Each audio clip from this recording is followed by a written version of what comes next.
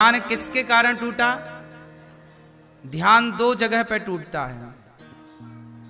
या तो देखो शंकर जी ने विवाह किया पार्वती से, तो विवाह किसके प्रभाव से किया?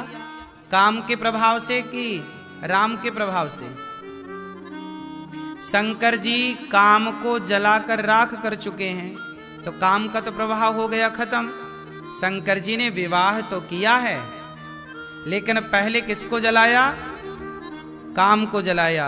मानो शंकर जी कहते हैं कि गृहस्थाश्रम में प्रवेश करो तो काम वासना की पूर्ति के लिए नहीं, राम की उपासना के लिए विवाह करो। काम को जलाकर विवाह करो। पहले शंकर जी ने काम को जलाया, फिर विवाह किया। काम के प्रभाव से नहीं, राम के प्रभाव से। क्योंकि पत्नी सहयोगी है। अभी एक हैं, एक से भले दो, तो दो होंगे तो दोनों एक दूसरे को रोज भगवान का गुणगान सुनाएंगे। इसी बहाने दोनों के मुख से भगवान की कथा निकलेगी, दोनों भगवत चिंतन करेंगे। इसी तरह गृहस्थाश्रम होता है कि हम दिन भर पत्नी को भगवान के बारे में बताएं, पत्नी भगवान की चर्चा करे। इन्हीं अच्छी बातों में, अच्छी चर्चा में दिन रात बीते, इसलिए विवाह होता है एक से भले दो। तो विवाह शंकर जी के पास जब कामदेव आए, जला करके शंकर जी ने भस्म किया, तब कामदेव की पत्नी रति आ गई, रोती हुई, हे शंकर जी आपने हमारे पति को जलाकर भस्म कर दिया, अब हम कहाँ जाएं?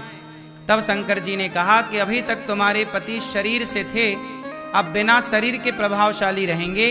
इन्हें द्वापर में कृष्ण का पुत्र बनने का सौभाग्य मिलेगा, तब तुम्हारा इनसे पुनः विवाह संपन्न होगा। जिन कामदेव को शंकर जी ने जलाया, वही कामदेव द्वापर में श्री कृष्ण के पुत्र बनकर प्रद्युम्न बनकर के प्रकट हुए और रति से विवाह किया था। तो शंकर जी ने जिन कामदेव को जलाया, वही बाद में प्रद्युम्न कहलाए, भगवान कृष्ण के बड़े पुत्र। रति उनकी पत्नी, उनसे विवाह हुआ।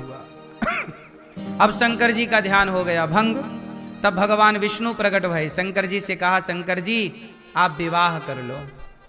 देखो शंकर जी विवाह कर लें, ये बात कौन कह रहा है? भगवान श्रीमन नारायण।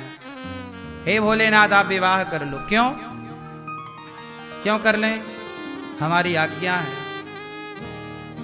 अच्छा, सती दक्ष के यज्ञ में जलकर भस्म हो चुकी थी, तो सती बन गई पार्वती, और हिमालय की बेटी बनकर पार्वती ने छोटी सी उम्र में जंगल जाकर के तपस्या करनी शुरू कर दी। और माता पार्वती ने 10,000 वर्षों तक बिल्व पत्र खाकर, कौन सा पत्र खाकर?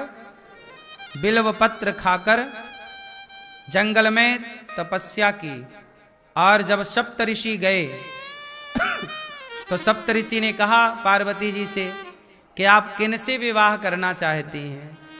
माता ने कहा, जन्म कोटि लगी रगर हमारी, बरऊं शंभु न तरहूं कुमारी। मैं शिव से विवाह करना चाहती हूँ। सप्तऋषियों ने कहा कि देवी शंकर जी से विवाह ना करो, वो तो मृगछाला पहनते हैं, भस्मी रमाते हैं, उनका पहनने का भी कोई ठिकाना नहीं, रहने का ठिकाना नहीं, बहुत अच्छा नहीं है उनका जीवन। आप भगवान विष्णु से विवाह कर लो, आप कहो तो मैं आपकी बात विष्णु जी से कराऊं और उनसे विवाह कर लो, क्योंकि वो बहुत सुंदर हैं। तो माता पार्वती ने मना कर दिया। हे ऋषि, माना कि भगवान विष्णु में लाख गुण हैं, माना कि शंकर जी अवगुण की खान है, फिर भी महादेव अवगुण भवन, विष्णु सकल गुण खान। महादेव अवगुण भवन, विष्णु सकल गुण धाम। जेहि कर मनोरम जाहि सन, तेहि तेहि सन काम। पार्वती मैया ने बढ़िया बात कही कि माना कि भगवान विष्णु में लाख गुण हैं, शंकर जी में अवगुण हैं, फिर भी मैं विवाह करूंगी तो शंकर जी से करूंगी। अच्छा, सप्तऋषि तो परीक्षा ले रहे थे ना उनके मन की, कि आप कहीं विचलित तो नहीं हो जाएंगी। तब पार्वती मैया विचलित नहीं हुई। तब भगवान शंकर को सप्तऋषियों ने मैसेज दिया कि आप उन्हें स्वीकार करिए, वो आपके सिवा किसी को पति रूप में नहीं चाहती। जब माता पार्वती ने 10,000 वर्षों तक बिल्व पत्र खाकर तप की, तब शंकर जी प्रकट भये और शंकर जी ने उन्हें स्वीकारा और कहा कि देवी आपने बिल्व पत्र खाकर मेरी आराधना की, आज से मैं बिल्व पत्र को स्वीकारूंगा।